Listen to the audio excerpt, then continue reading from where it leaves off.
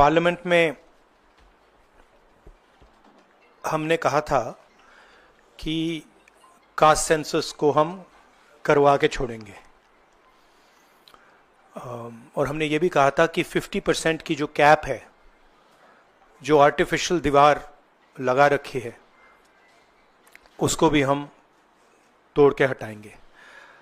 पता नहीं क्या हुआ, सडनली 11 साल बाद नरेंद्र मोदी जी कहते थे कि सिर्फ 4 जाते हैं, सडनली कास्ट सेंसस का अनाउंसमेंट किया। हम इसको सपोर्ट करते हैं, पूरी तरह सपोर्ट करते हैं, मगर हम टाइमलाइन चाहते हैं। हम जानना चाहते हैं ये कब तक होगा, और ये एक पहला कदम है। तेलंगाना एक मॉडल बना है कास्ट सेंसस के लिए, और वो ब्लूप्रिंट बन सकती है। और कास्ट सेंसस को डिजाइन करने में हमारा पूरा सरकार को ऑफर है, पूरा समर्थन है कि हम डिजाइन करेंगे, क्योंकि डिजाइन बहुत जरूरी है। क्योंकि 2 एग्जाम्पल्स हैं, एक बिहार का डिजाइन है, दूसरा तेलंगाना का डिजाइन है, उसमें जमीन आसमान का फर्क है। और मैं दोहराना चाहता हूं कि कास्ट सेंसस पहला कदम है। हमारा जो विजन है, एक बिल्कुल नया डेवलपमेंट का, विकास का पैराडाइम हम कास्ट सेंसस के माध्यम से लाना चाहते हैं। सिर्फ रिजर्वेशंस नहीं, मगर हम सेंट्रल सवाल पूछ रहे हैं कि चाहे ओबीसीज हों, दलित्स हों, आदिवासी हों, उनकी देश में कितनी भागीदारी है। कास्ट सेंसस से एक प्रकार से पता लगेगा, बट कास्ट सेंसस से आगे जाना है। हमारे इंस्टीट्यूशंस में, संस्थाओं में इनकी कहां कहां पार्टिसिपेशन है, पावर स्ट्रक्चर जो है उधर कितनी पार्टिसिपेशन है, ये नेक्स्ट स्टेप है।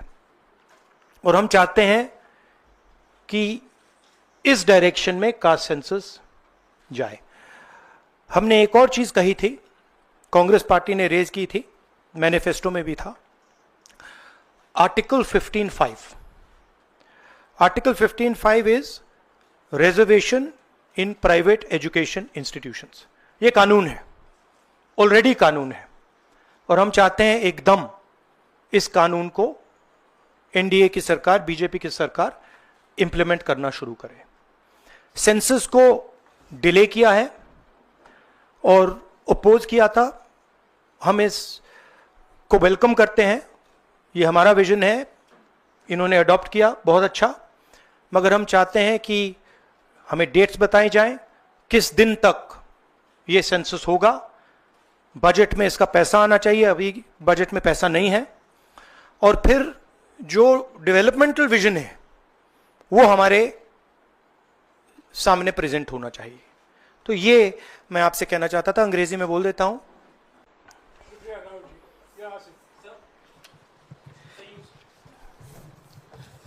So you said that the government was opposed to this and suddenly decided to take this step. Do you think that this decision has been taken in light of the upcoming Bihar polls? No, I don't think so. I don't think that's why this decision has been taken in a hurry. I don't need to comment on whether they took it, when they took it, how they took it. Now they have taken it. We are happy they've taken it. Now this needs to be taken forward. Sir, प्रधानमंत्री बार बार ये कहते थे कि ये 4 जातियां होती हैं सिर्फ देश में।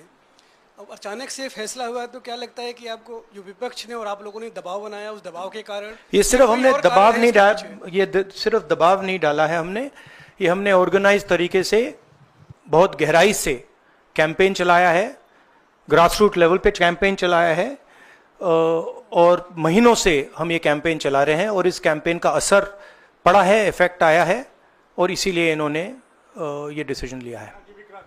बट कास्ट सेंसस जो मैंने आपसे बोला, ये दरवाजा खोलने का तरीका है, उसके बाद रियल विकास का काम शुरू होगा। एक बार हमें इंफॉर्मेशन मिलेगी तो फिर हम उस इंफॉर्मेशन के बेसिस पे हम एक्शन ले पाएंगे। मैं आपको 2-3 उदाहरण देता हूं। तेलंगाना के कास्ट सेंसस में से इंफॉर्मेशन किस ग्रैन्युलैरिटी की आ रही है और किस टाइप की इंफॉर्मेशन आ रही है। तेलंगाना में जो कॉर्पोरेट स्ट्रक्चर है, CEOs, management team, senior management, ownership structure, उसमें आपको एक दलित नहीं मिलेगा, एक आदिवासी नहीं मिलेगा, एक पिछड़े वर्ग का व्यक्ति नहीं मिलेगा। मैं कह रहा हूं एक नहीं मिलेगा। मैं ये नहीं कह रहा हूं कि 1% नहीं मिलेगा, है ही नहीं। 90% of India is not represented there, first. Second, gig workers, जिनके लिए हमने तेलंगाना में और अब कर्नाटक में हम कानून बना रहे हैं। अगर आप गिग वर्कर्स की लिस्ट देखें, जिसको मैं मॉडर्न स्लेवरी कहता हूं, उसमें आपको सिर्फ ओबीसी, दलित और आदिवासी मिलेंगे। तो ये 2 स्ट्रीम्स बन रही हैं। एक स्ट्रीम मजदूरी की स्ट्रीम, गरीबी की स्ट्रीम, बेरोजगारी की स्ट्रीम, जिसमें दलित, आदिवासी, पिछड़ा वर्ग है, और दूसरी स्ट्रीम जिसमें एक छोटी सी एलीट पूरे के पूरे सिस्टम को कंट्रोल कर रही है, उसके ऊपर अदानी जी, अंबानी जी बैठे हैं।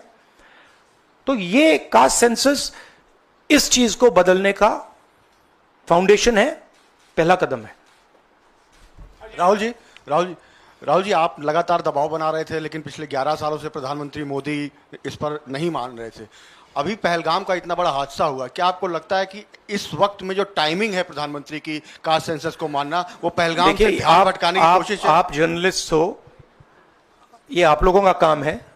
आपका काम स्पेक्यूलेशन है, मेरा काम स्पेक्यूलेशन नहीं है। मैं फैक्ट्स पे काम करता हूं, तो आप स्पेक्यूलेट कीजिए। मैं इस पे स्पेक्यूलेट नहीं करूंगा, मेरे को स्पेक्यूलेट करने की जरूरत ही नहीं है। उन्होंने क्यों लिया, क्यों नहीं लिया, उसमें मुझे कोई इंटरेस्ट नहीं है। लिया, और ये बड़ा स्टेप है। मैं सिर्फ ये समझना चाहता हूं कि ये सेंसस कब होगा और ये किस प्रकार से सेंसस होगा, कौन से सवाल इसमें होंगे। क्योंकि आप कह सकते हो कि हमने सेंसस कर दिया और फिर रेलेवेंट सवाल आपने नहीं पूछे, तो फिर उसका कोई मतलब ही नहीं है। तो तेलंगाना में हमने बहुत गहराई से पब्लिक में जाकर कंसल्टेशन करके, लाखों लोगों से कंसल्टेशन करके हमने डिजाइन किया है। तो we want a people's census, we don't not want a bureaucrat census. Sir, आप पहले ही कहते थे कि एक्सरे है, तो एक्सरे के लिए सरकार राजी हो गई है। किस तरीके से एक्सरे हो? आप बार बार तेलंगाना मॉडल की बात कर रहे हैं, तो क्या तेलंगाना मॉडल अडॉप्ट होना चाहिए? किस तरीके से होना चाहिए? नहीं, देखिए, तेलंगाना मॉडल में 2-3 प्रिंसिपल्स हैं। पहला प्रिंसिपल है कि बंद कमरे में 5-10 ब्यूरोक्रेट्स ने उसको नहीं डिजाइन किया, ठीक है? क्योंकि फ्रैंकली बोलूं तो जिन कम्युनिटीज की हम मदद करने की कोशिश कर रहे हैं, उनकी होल्ड ब्यूरोक्रेसी में है ही नहीं।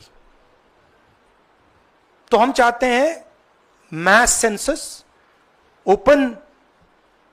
ओपन टेक्नोलॉजी का सेंसस, जहां हम स्टेक होल्डर से पूछें आपको एक्चुअली डिजाइन में आपकी क्या राय है, आप डिजाइन के बारे में क्या सोचते हो। ये तेलंगाना का first principle. Second principle Telangana में कि we have set up a expert group who is now going to study all the data and is going to present to the government of Telangana a vision based on caste census. So that is the second step. And third step, as you are already aware, Telangana has demolished that wall of 50%, right? And also the 15.5, article 15.5 जो मैंने mention किया है।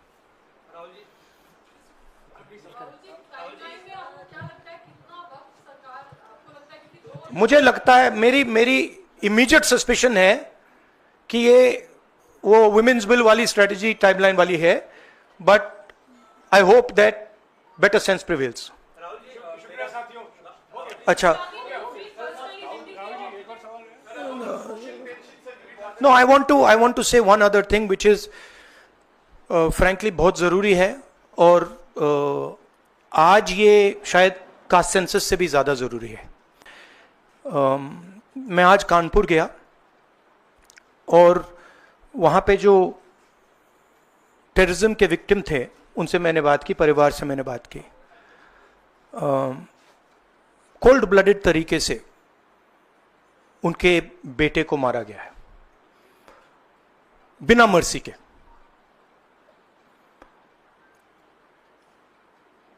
और 28 लोगों को ऐसे मारा गया है, बहुत सारे लोग घायल हुए हैं।